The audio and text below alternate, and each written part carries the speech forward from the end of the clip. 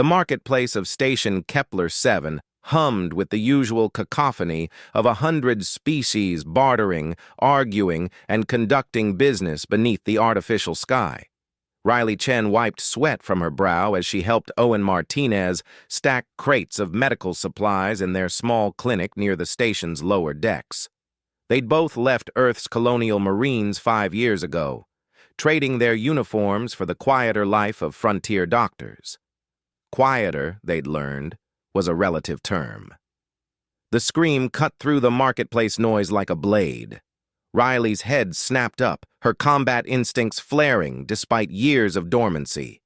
Beside her, Owen had already dropped the crate, his hand instinctively reaching for a sidearm that was no longer there. They exchanged a glance, wordless communication perfected through dozens of firefights, and ran toward the sound.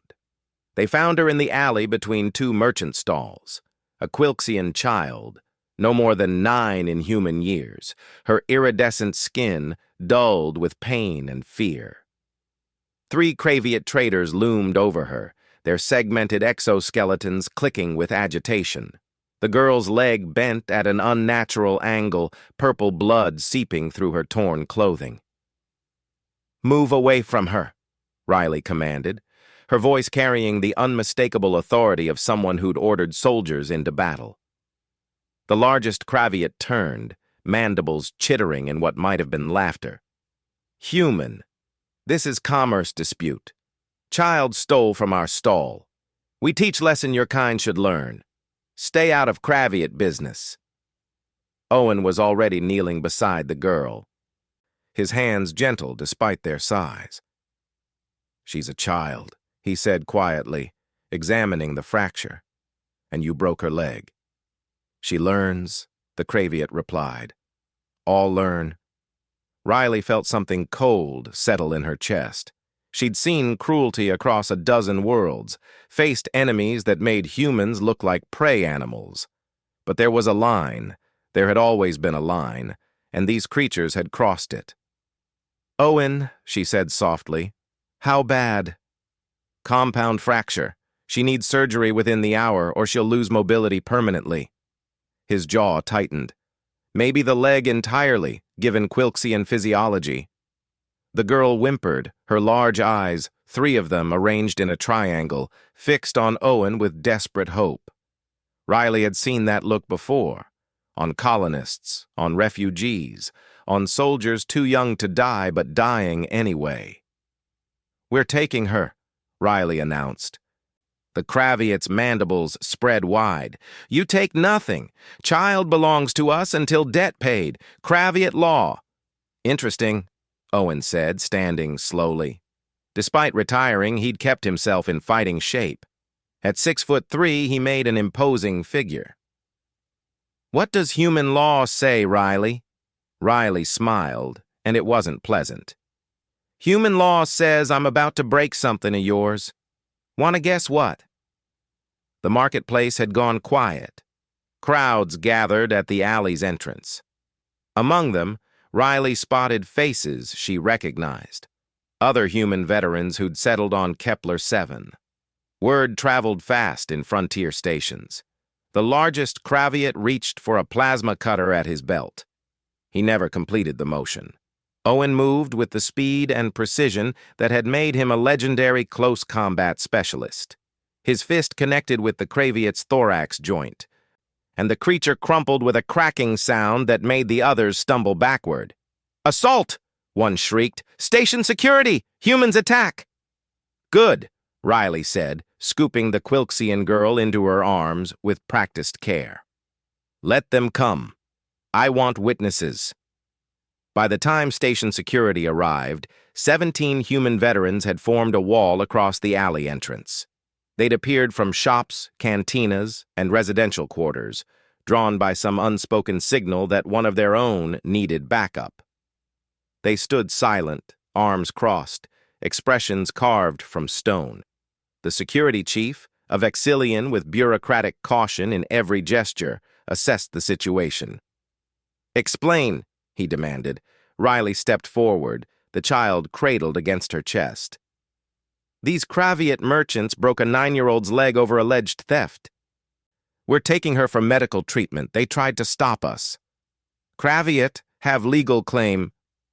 No, Owen interrupted, his voice carrying across the crowd. They don't. Station Charter, Section 7, Subsection 12. No entity may inflict bodily harm upon juvenile residents as punitive measure for property crime. I helped write that section when the station incorporated 15 years ago. The Vexillian's scales rippled with uncertainty. The Kraviat traders buzzed with indignation. But the wall of human veterans didn't move, and something in their collective stance spoke of lines that would not be crossed. Furthermore, Riley added, Article 3 of the Galactic Convention on Sentient Rights, which the Kraviat Collective signed, explicitly prohibits cruel and unusual punishment of minors. Breaking a child's leg qualifies. The girl in her arms had gone quiet, her 3 eyes wide with confusion and something that might have been awe. You humans, the security chief finally said, are unusually difficult. We prefer principled, Owen replied. What happened next rippled through the station's communication networks and from there across the trade lanes. The Kraviat merchants faced criminal charges. Station regulations were enforced with new vigor. And in a dozen languages, the story spread. The humans who'd faced down 3 Kraviat over a child they'd never met. In their clinic 3 weeks later, Riley watched the Quilxian girl, Zixara was her name, take tentative steps on her healed leg. Her parents had offered payment, trade goods, even an honor debt. Riley and Owen had refused everything. Why did you do it? Zixara asked in halting universal standard. I am not human, not your species. Riley knelt to the girl's eye level. On Earth we have a saying, not on my watch.